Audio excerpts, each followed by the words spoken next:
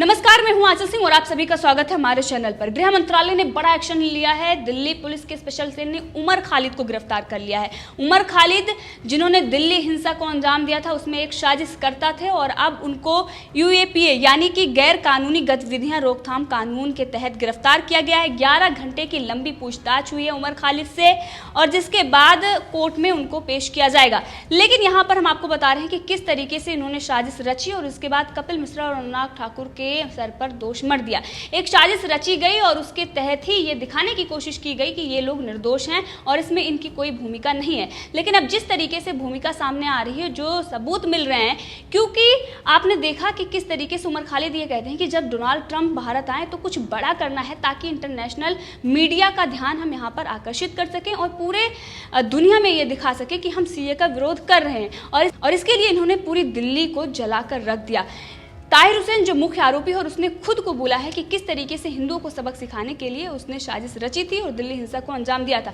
दूसरा जो है फैजल फारूकी, जो राजधानी पब्लिक स्कूल का ओनर है और इनका उमर खालिद से क्या कनेक्शन है ये भी हम आपको बता रहे हैं। दिल्ली दंगों के पहले उमर खालिद और ताहिर हुसैन के बीच सैफी ने शाहीन बाग में मीटिंग करवाई थी। अब ये सैफी कौन है? खालिद सैफी, जिनका सपोर्ट राना आयूब कर रही हैं उमर खालिद, और खालिद सैफी का सपोर्ट राना आयूब जैसे लोग कर रहे हैं।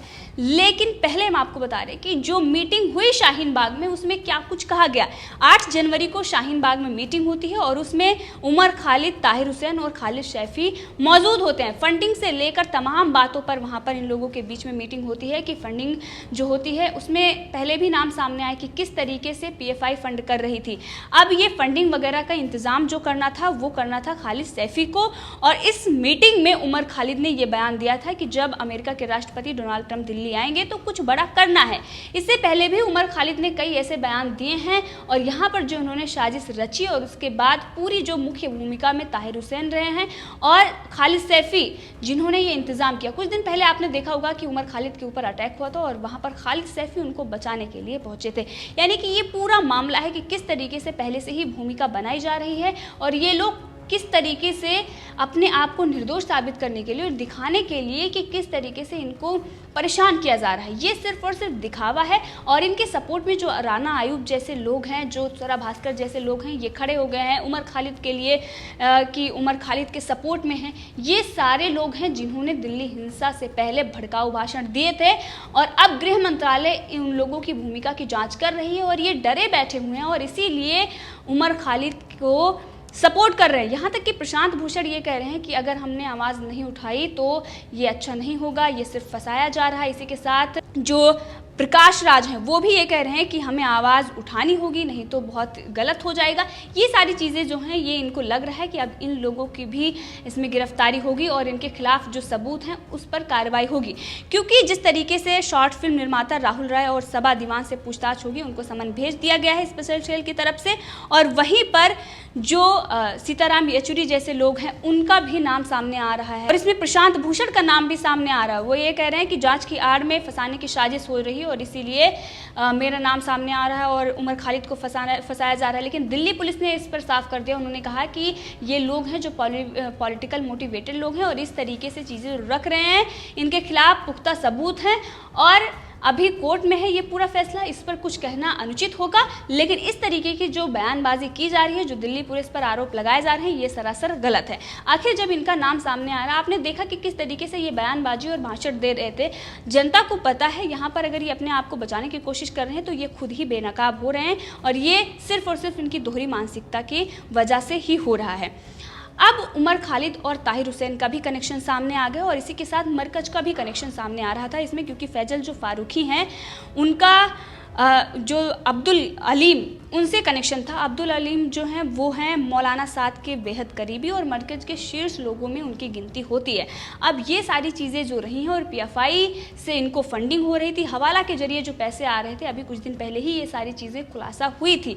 और उमर खालिद जैसे लोग हैं जो देश को जलाने के लिए आज ही नहीं बल्कि जब जेएनयू में संसद हमले के बाद दोषी अफजल गुरु को फांसी हुई थी उसके बाद इन्होंने कार्यक्रम रखा था बाकायदा और किस तरीके से इन्होंने वहाँ पर नारे लगाए थे वो हम आपको बता रहे हैं। हैं।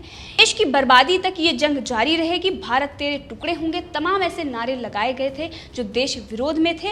और ऐसे लोगों को भारत में रहने का कोई हक नहीं है, क्योंकि ऐसे लोग जो भारत की बर्बादी के लिए हमारे टैक्स के पैसे पर जीते हैं, हम जो टैक्स पे करते हैं उसी की वजह से इनको सब्सिडी गवर्नमेंट देती है, और ये जो हैं वो सपने पालते हैं किसके? भारत की बर्बादी के और भारत तेरे टुकड़े होने के। और इसी के साथ गृह मंत्री अमित शाह ने लोकसभा में खड़े होकर ये कहा था कि किसी भी दोषी को बख्शा नहीं जाएगा, चाहे वो किसी भी पार्टी का हो, किसी भी जात धर्म का, कहीं का भी हो, अगर वो दोषी है तो उसको बख्शा नहीं जाएगा। इसी के साथ जो रामलीला मैदान में सोनिया गांधी ने भाषण दिए थे, उन्होंने कहा था कि आर पार की लड़ाई लड़नी होगी, घरों से निकलना होगा। वारिस पठान का जो बयान है उसकी भी आलोचना की थी, और किस तरीके से 2016 में जो उमर खालिद ने जो कुछ भी अफजल गुरु के लिए नारे लगाए थे उसके तहत भी इन पर कार्रवाई हो चुकी है। लेकिन लगातार ये देश के विरोध में, और जो पूरा जेएनयू गैंग है, जो टुकड़े टुकड़े गैंग है, वो किस तरीके से भारत विरोधी जो नारे हैं वो लगाता आ रहा है और भारत के विरोध में साजिश रचता आ रहा है। यहाँ तक कि अब जो शॉर्ट फिल्म के निर्माता राहुल रॉय और सबा दीवान से पूछताछ होगी इस मामले में। प्रकाश राज और तमाम ऐसे लोग हैं, शहरा राशिद लोग, जो उमर खालिद को सपोर्ट कर रहे हैं और ये कह रहे हैं कि फंसाने की साजिश हो रही है। आखिर ये लोग इतना सपोर्ट क्यों कर रहे हैं? सवाल यहाँ पर खड़ा हो रहा है, क्योंकि ऐसे लोग हैं जिन्होंने खुद इन दंगों को भड़काए हैं। और ये राना आयूब जैसे लोग जो इस वक्त उमर खालिद और खालिद सैफी को सपोर्ट कर रहे हैं और स्टैंड इनके साथ वो खड़ी हैं, ये सारी चीज़ें कह रही हैं। क्योंकि आप इस तस्वीर में साफ देख सकते हैं कि वो उनके साथ खड़ी हुई। और कहीं ना कहीं दिल्ली हिंसा में राना आयूब और स्वरा भास्कर जैसे लोगों की भी भूमिका है, इसकी भी जांच होनी चाहिए, क्योंकि इन लोगों ने भी बहुत भड़काऊ बयान दिए थे। स्वरा भास्कर ने यहाँ तक कि चैनल पर आकर ये कहा था कि सीए और एनआरसी में इतने डरावने प्रोविजन है, जबकि एनआरसी का कोई ड्राफ्ट ही नहीं था, उन्होंने पढ़ा ही नहीं, बल्कि उसके बाद भी इस तरीके से जो मूर्खतापूर्ण बातें उन्होंने की, उसके चलते देश में एक असंतोष का माहौल पैदा हुआ। यहाँ तक कि सोनिया गांधी ने जो भड़काऊ बयान दिए उसके बाद लोगों को घर से निकलने की बात कही, और इन लोगों ने जो ये उमर खालिद और ताहिर हुसैन और इन लोगों ने दिल्ली हिंसा को अंजाम देने के लिए बाकायदा फंडिंग की, लोगों को घर से निकलने के लिए कहा, और ट्रंप के आने पर कुछ बड़ा करने की साजिश रची ताकि इंटरनेशनल मीडिया का ध्यान दिल्ली हिंसा पर आए और दिल्ली में जो सीए प्रोटेस्ट हो रहा है उसको मीडिया, जो इंटरनेशनल मीडिया है, वो कवर करे।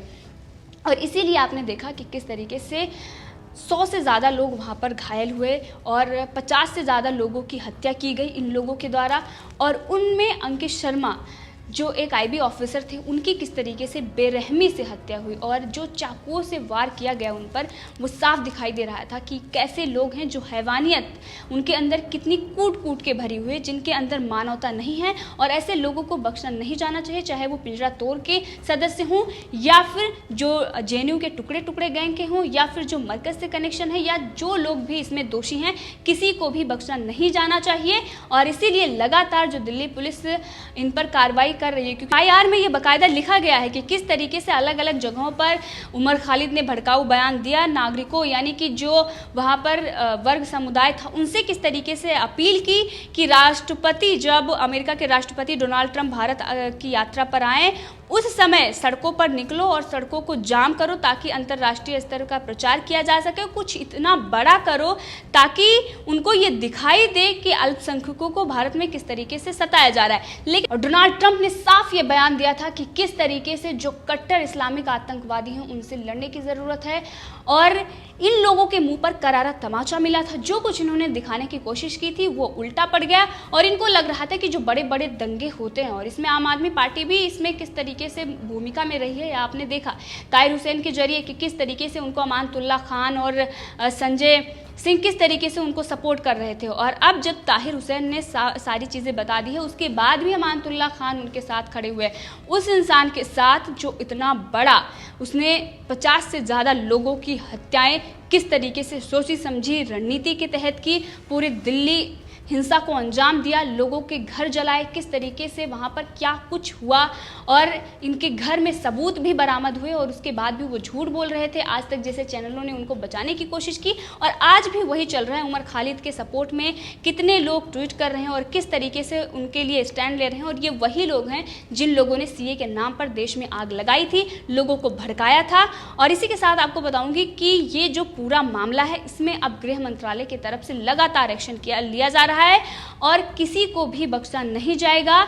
जैसा कि अमित शाह ने पहले भी कहा था, चाहे वो कितने ही बड़े राजनीतिक पार्टी से क्यों ना हो, या फिर वो कितने ही बड़े, उनके कितने जो टुकड़े टुकड़े गैंग के समर्थन हों, या फिर जो जिहादी लोग हैं उनको समर्थन दे रहे हों, या फिर उनके समर्थन में क्यों ना कोई बड़ी हस्तियां, जो हर्ष मंदिर जैसे लोग हैं जो सीए के नाम पर उन्होंने पूरे देश में असंतोष पैदा किया था। और अब ये बड़ी कार्रवाई गृह मंत्रालय की तरफ से हुई है और गृह मंत्री अमित शाह ने पहले ही कह दिया था कि किसी को बख्शा नहीं जाएगा और इनकी प्रॉपर्टी को भी जब्त किया जाएगा जिन लोगों ने पब्लिक या फिर प्राइवेट प्रॉपर्टी को नुकसान पहुंचाया था। तो इस मुद्दे पर आप भी अपनी राय रख सकते हैं, कमेंट करके जरूर बताएं। अगर आपने अभी तक चैनल को सब्सक्राइब नहीं किया है तो कर ले, ताकि हर अपडेट आप तक पहुंचती रहे।